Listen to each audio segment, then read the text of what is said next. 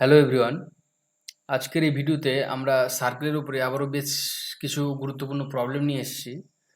আজকে আমরা প্রথমে যেটা শিখব কর্ড অফ কন্ট্যাক্ট। আমরা প্রত্যেকেই জানি কর্ডের বাংলা মানে হচ্ছে জ্যা। এবার chord of contact in the sense, যখন তুমি কোনো এক্সটেরিয়র পয়েন্ট থেকে, ভালো করে বুঝে যাওয়ার চেষ্টা করো আমি যেগুলো বলার চেষ্টা করছি। এক্সটেরিয়র পয়েন্ট থেকে, ধরো এইটা একটা এক্সটেরিয়র পয়েন্ট, মানে বাইরের পয়েন্ট, সার্কেলের একদম বাইরে আছে, এটা একটা এক্সটেরিয়র পয়েন্ট। ওকে, এক্সটেরিয়র পয়েন্ট থেকে তুমি যখন একটা ট্যানজেন্ট ড্র করবে, বোঝা গেল? আমি এই পয়েন্টটাকে কি ধরছি বলো তো? আমি এই পয়েন্টটাকে ধরে নিচ্ছি তোমার x1, y1। ওকে, x1, y1। এই পয়েন্ট থেকে তুমি যখন ট্যানজেন্ট ড্র করবে, তুমি কিন্তু দুটো ট্যানজেন্ট পাবে। এইটা একটা ট্যানজেন্ট পাবে, এইটা একটা ট্যানজেন্ট পাবে, তাই তো? এবার এই দুটো ট্যানজেন্ট দেখবে সার্কেলকে দুটো পয়েন্টে মিট করবে। এখানে একটা পয়েন্টে মিট করেছে সার্কেলকে, আবার এখানেও একটা পয়েন্টে মিট করেছে সার্কেলকে। এবার এই দুটো পয়েন্টকে যদি আমি একটা লাইন দিয়ে জয়েন করে দিই, ভালো করে বোঝার চেষ্টা করবো। এই যে ডট ডট লাইন দিয়ে আমি জয়েন করে দিয়েছি না, এক্সট্রা এক্সট্রা যে ডট ডটটা আছে ওটা ছেড়ে দাও।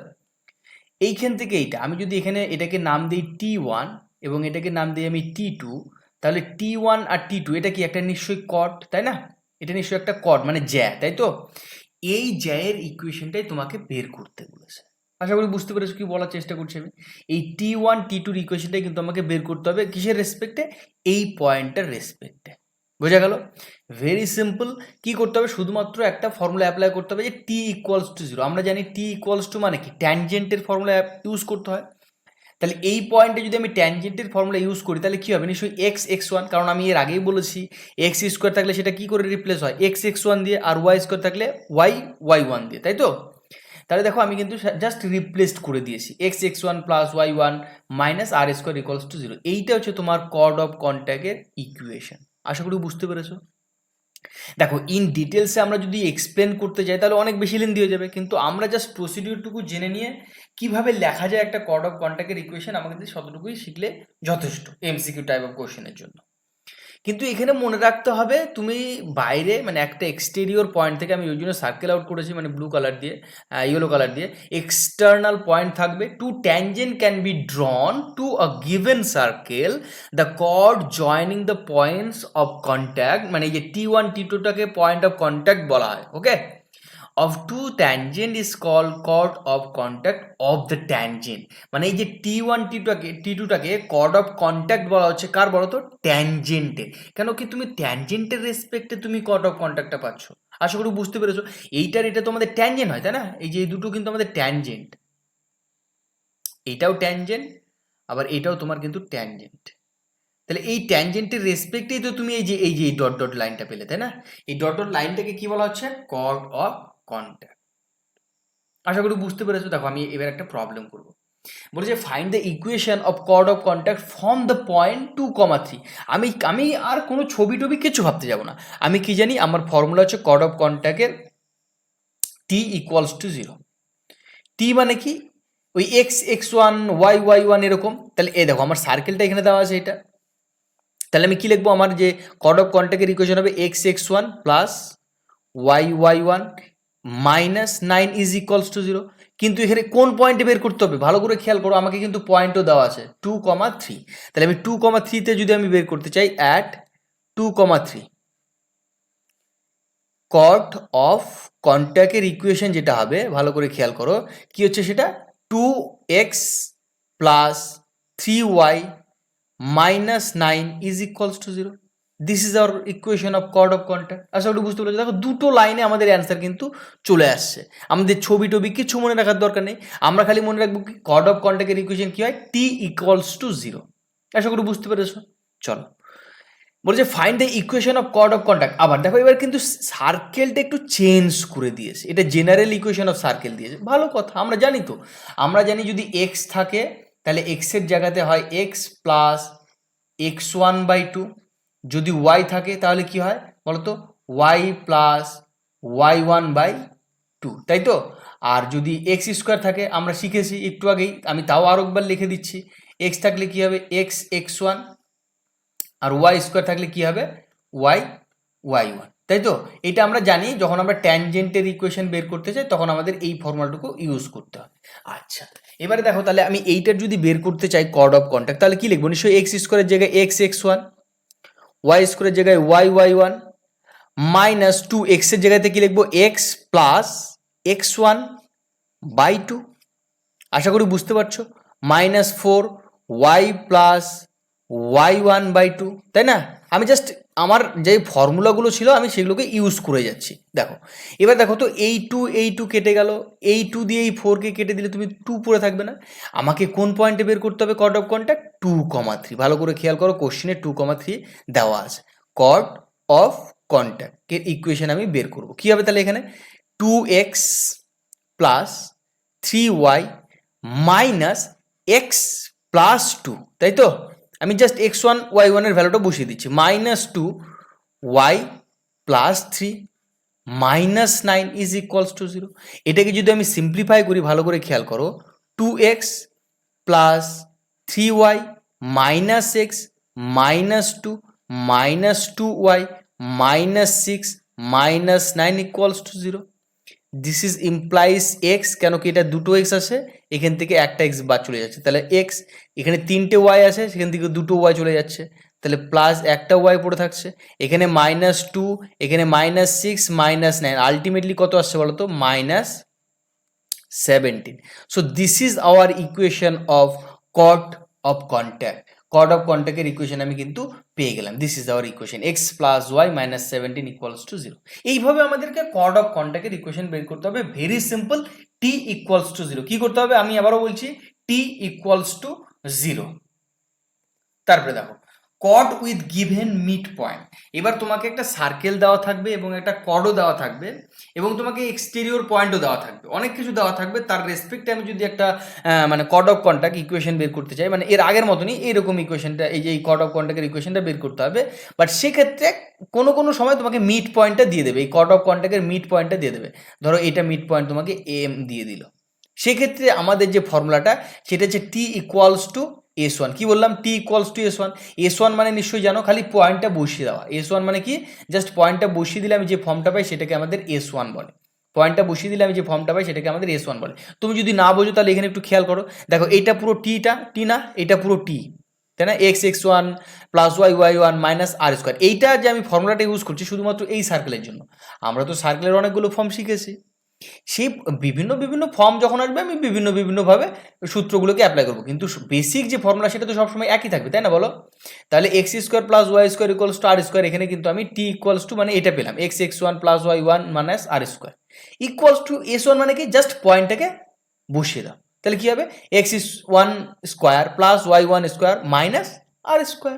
This is very simple, chord with given mid point.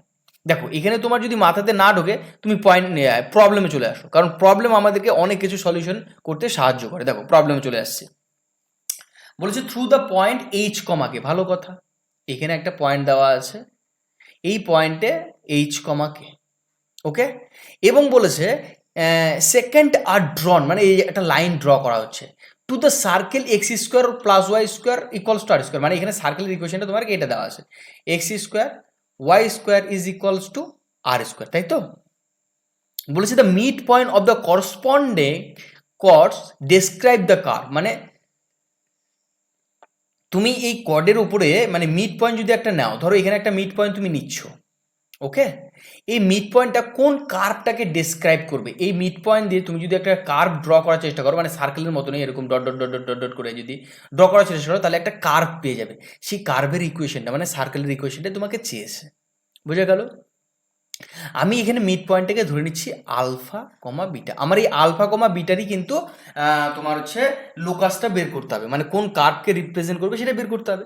তাহলে দেখো আমার এটা এক্সটেরিয়র পয়েন্ট আছে না, এই যে এইচ কমাকে, তাহলে এক্সটেরিয়র পয়েন্ট থেকে আমি টি বের করতে পারবো, না ট্যানজেন্টটা বের করতে পারবো এই যে এই সার্কেলের রেসপেক্টে, তাই না? তাহলে আমি যদি এখানে একটু লিখে নেই, ভালো করে খেয়াল করো, x square plus y square minus r square is equals to zero. এটা আমাদের গিভেন সার্কেল, তাই তো? এইটা আমাদের কি গিভেন সার্কেল। এবার দেখো আমি এর রেসপেক্টে অ্যাট এইচ কমা কে, মানে এইচ কমা কে এর রেসপেক্টে আমি যদি টি বের করি, ভালো করে খেয়াল করো, তাহলে কি হবে? নিশ্চয়ই x x one plus y y one minus r square, এটুকু নিশ্চয়ই ক্লিয়ার। এবার আমাকে কি বলেছে? মিড পয়েন্টে বের করতেও বলে, তাই না?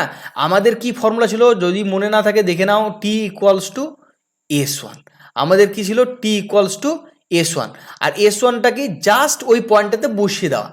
S1 মানে তো আমাকে মিডিল পয়েন্ট নিয়ে কাজ করতে হবে। তোমাকে আমি একটু আগে ফর্মুলাতে বললাম যে মিডিল পয়েন্টটা কি আলফা কমা বিটা। তাহলে আমি এখানে লিখতে পারি অ্যাট মিড পয়েন্ট মানে আলফা কমা বিটা, আমি এখানে লিখতে পারি যে S1, আমি অনেক আগের ভিডিওতেই শিখিয়েছিলাম যে S1টা কিন্তু আমার লাগবে x1 স্কোয়ার, সরি এখানে x1 হবে না, এখানে কি হয়ে যাবে তাহলে বলো তো, alpha square plus beta square minus r square, তাই না?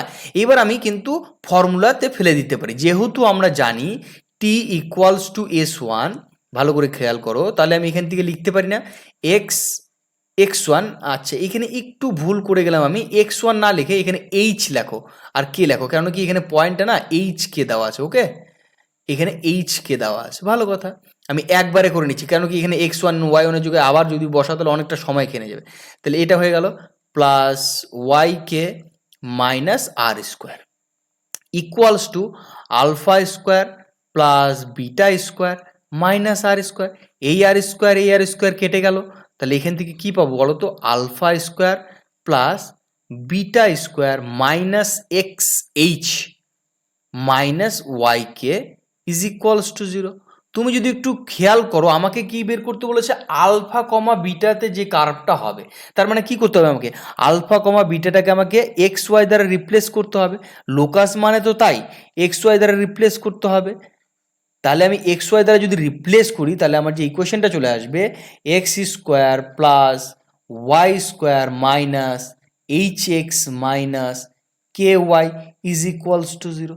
তাহলে option B is the correct answer for this question. আশা করি বুঝতে পারছো আমি কিভাবে প্রবলেমগুলো করার চেষ্টা করছি। Option B is the correct answer. তারপরে চলে আসো, বলেছে from the origin chord are drawn to the circle. এই দেখো এবারে কিন্তু সার্কেলটা দেওয়া আছে কি বলতো, এক্স মাইনাস ওয়ান তার whole square plus y square is equals to one.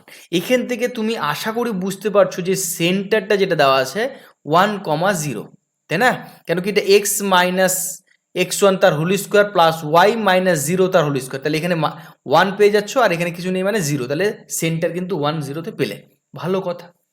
এখানে বলেছে তুমি এইটা আমার অরিজিন, এই অরিজিনের রেসপেক্টে তুমি যদি কর্ড ড্র করো, তাহলে এখানে নিশ্চয়ই একটা মিড পয়েন্ট পাবে, কারণ এখানে দেখো কোশ্চেনে বলে দেওয়া আছে, কি বলা আছে, mid point of this chord, কি বলেছে, mid point of this chord. তাহলে আমি আবারও মিড পয়েন্টটাকে কি ধরে নেবো বলো তো, আলফা কমা বিটা।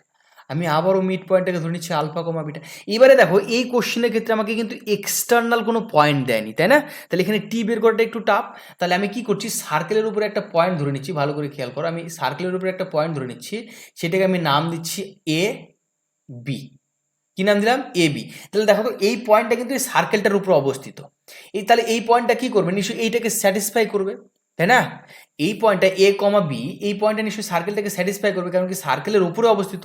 তাহলে আমি এখান থেকে লিখতে পারি না, দেখো তো ইমপ্লাইজ করে লিখতে পারি তো, এক্স এর জায়গাতে এ বসিয়ে দিতে পারি, কারণ এটা সার্কেলের উপরে আছে, তাই না? Square plus b square equals to one. তাহলে সার্কেলটাকে আমি এইভাবে রিপ্লেস করতে পারি, এটাকে আমি রিপ্লেস করে দিলাম। এবার দেখো আমি একটু যদি নোটিশ করো, এটা 0, এটা এ কমা বি, তাহলে এই মিড পয়েন্ট এটা না, এটা, তাহলে আমি যদি এইরকম লিখতে পারবো না, দেখো তো আলফা কমা বিটা, তুমি নোটিশ করো যে আমি লিখতে পারবো কিনা, equivalent to 0 plus a by 2 and 0 plus b by 2, তাই না?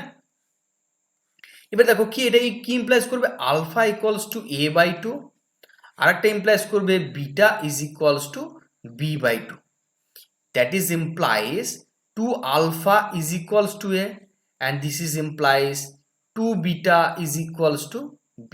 তার মানে এখান থেকে পরিষ্কার বুঝতে পারছো a এর ভ্যালু 2 আলফা, b এর ভ্যালু 2 বিটা, আমি বসিয়ে দিতে পারি। তাহলে এখান থেকে আমি লিখতে পারবো, ভালো করে খেয়াল করো, 2 আলফা মাইনাস 1 তার হোল স্কোয়ার প্লাস 2 বিটা তার whole square is equals to 1, that is implies us 4 alpha square minus 4 alpha plus 1 plus 4 beta square is equals to 1। Just আমি ফর্মুলা অ্যাপ্লাই করলাম, এই ওয়ান কেটে গেল, এবং প্রত্যেককে থেকে দেখো 4কে আমি ডিভাইড করে দিতে পারি, তাহলে ultimately alpha square minus alpha plus beta is equals to 0। Beta square equals to 0, তাই তো? তাহলে এইটাকে দেখো আমি সাজিয়ে নিলে এরকম পাবো না, alpha square plus beta square minus alpha equals to 0। কিন্তু আমাকে যেহেতু কার্ভের ইকুয়েশন বের করতে বলেছে, তাহলে আলফা কমা বিটাটাকে আমাকে কী দ্বারা রিপ্লেস করতে হবে? এক্স কমা ওয়াই দ্বারা রিপ্লেস করতে হবে। করে দিলাম।